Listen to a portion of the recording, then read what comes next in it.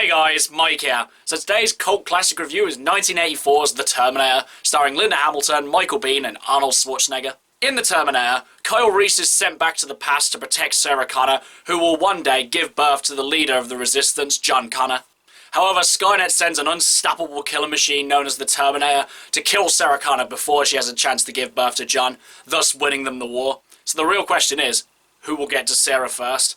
And so we have The Terminator. So I gotta be honest with you guys, I didn't need to watch this one again to review it today because I have seen this movie countless times. So first of all, let's talk about the story. This is definitely one of the more digestible Terminator stories in the franchise, in the fact that it's not ridiculously convoluted, it doesn't have too many characters, and it really just stays focused on its own plot. It didn't need to bother setting up for prequels, sequels, and anything like that.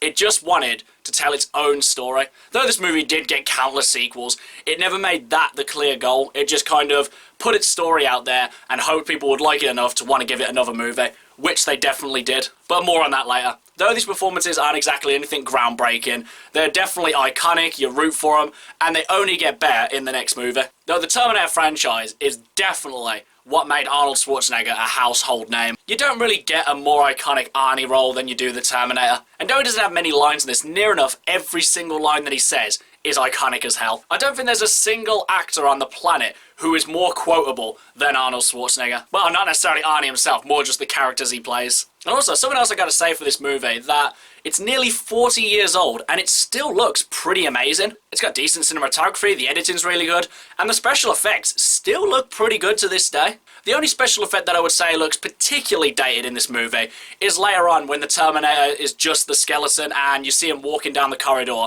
and it kind of gives this stop motion effect. I'm not 100% sure whether it is stop motion, but you know, it does look like stop motion.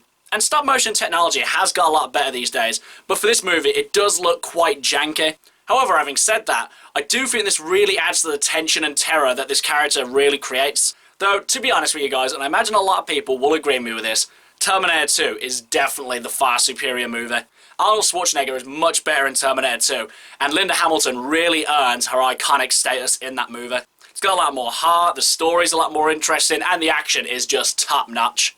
And I would say that Terminator 2 is pretty much as close as you can get to a near-perfect action movie, and it's arguably Arnold Schwarzenegger's best movie. Though, having said all that, you can't have Terminator 2 without Terminator 1. And though the Terminator franchise definitely now has more bad movies than good, you just can't ruin these first two movies, though Terminator Genisys definitely tried. So, would I consider the Terminator a personal cult classic, and would I recommend that you should watch it? I would definitely put this movie as a personal cult classic. I absolutely love the Terminator, though I do love Terminator 2 a lot more. I still can't understate my enjoyment of this movie. And also, if you haven't already seen this movie or Terminator 2, then you absolutely need to see them, because they're pretty much as iconic as Sci-Fi gets. But just do yourselves a favour, stop at 2, you don't really need to see the other movies. Okay guys, that's my cult classic review of The Terminator. Do you love it? Do you hate it? Whatever you think, drop it in the comments below. And until next time, I've been Michael. See ya!